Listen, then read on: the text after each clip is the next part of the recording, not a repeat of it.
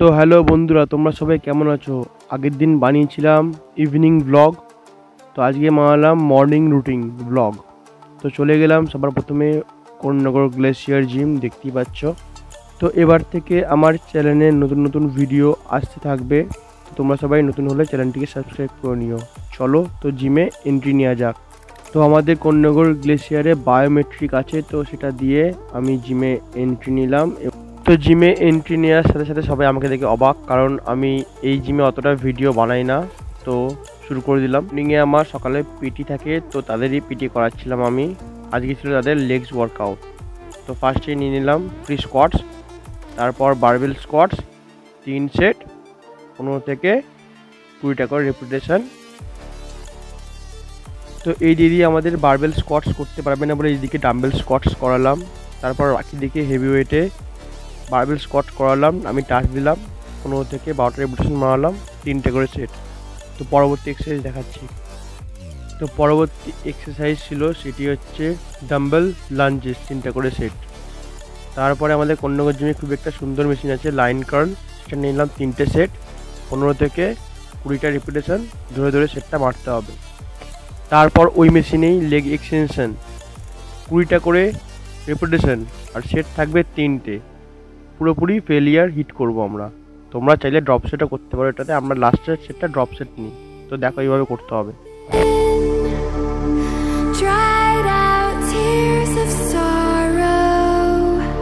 তো তারপর আমার ছোট্ট একটা ভাই অনুজ, তার আজকে শোল্ডার ছিল, তার কিছু ফর্ম ঠিক করে দিলাম আমি। তো তাকে এইভাবে দেখালাম যে শোল্ডার ওয়ার্কআউটটা এইভাবে করতে হয়, সাইড লেটারাল এইভাবে করলে বেশি পাম্প আসবে, আর এবং এইভাবে ওয়ার্কআউটটাকে এক্সিকিউট করলে প্রপার সাইড ডেল্টে হিট করবে।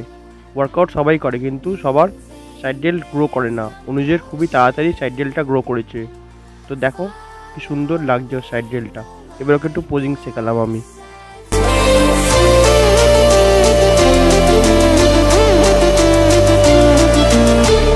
তো ওদের প্র্যাকটিস হয়ে যাওয়ার পরে আমি আমার ডায়েট নিয়ে নিলাম। তো আমার ডায়েটে ছিল ডিম সিদ্ধ এবং ওটস। তো সেটা তাড়াতাড়ি কমপ্লিট করব, তারপর আমার ওয়ার্কআউটটা আছে সেটা তোমাদের দেখাবো। তো বেলাতে আমি ওয়ার্কআউট করি, ওই জন্য আমি আমার প্রি ওয়ার্কআউট নিয়ে নিলাম,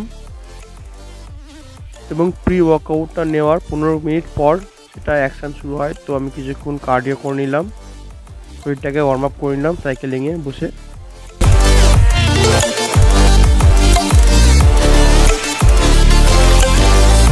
তো হঠাৎ আমার চোখ গেল আয়ুষের দিকে। আয়ুষের ফর্মটা ভুল ছিল, তো ওর ফর্মটা আমি কারেক্ট করে দিলাম। ও টেবিল ক্রসে ফ্লাই মারছিল, তো ওর ফর্মটা আমি কারেক্ট করলাম।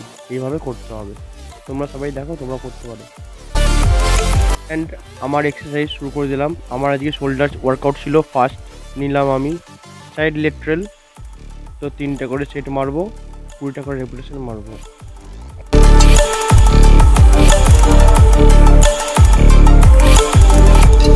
তো তোমরা সবাই জানো আমি ওয়ার্কআউটের মাঝে মাঝে পোজিং প্র্যাকটিস করতেই থাকি, যাতে আমার ব্লাড ফ্লোটা ইনক্রিজ হয় এবং মাসেলে খুব ভালো একটা পাম্প আসে।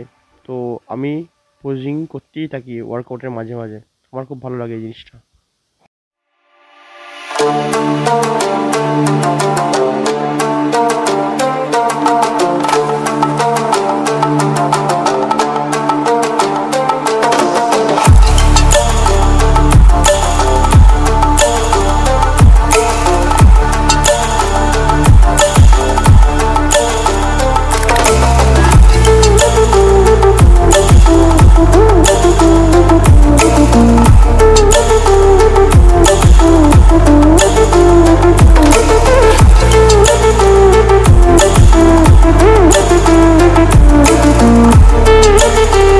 সেকেন্ড ভেরিয়েশন নিলাম প্লেট দিয়ে ফ্রন্ট রেজেস, 3টে করে সেট, 25টা করে রেপিটেশন।